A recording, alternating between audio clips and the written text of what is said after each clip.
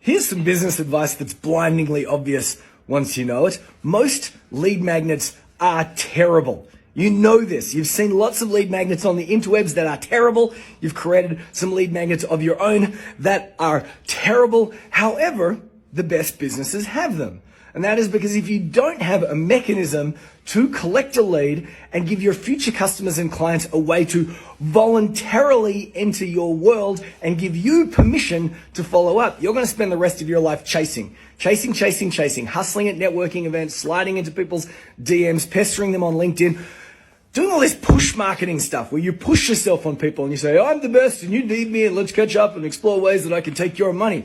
Pull marketing is where you create resources of high perceived value to your target audience and they voluntarily step into your world and then you can follow up. So how can you create a lead magnet that's just not going to be so blasé, so beige, so ho-hum and just seem like a cliche?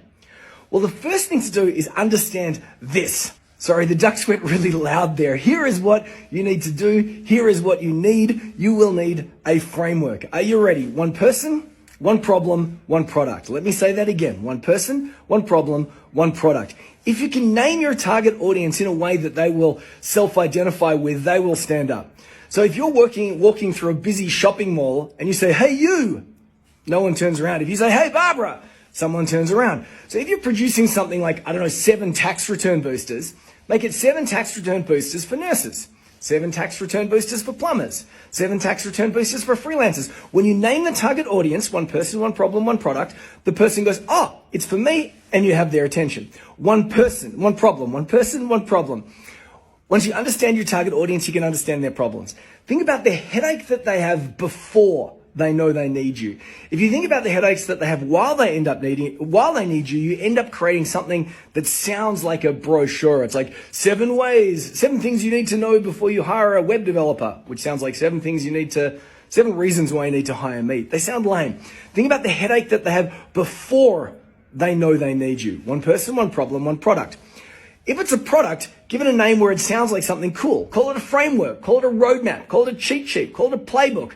Don't call it an ebook.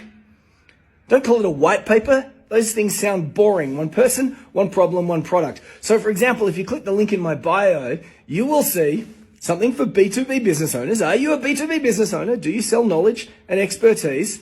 Now I have a software company, software as a service, but that's not what I talk about in my lead magnet.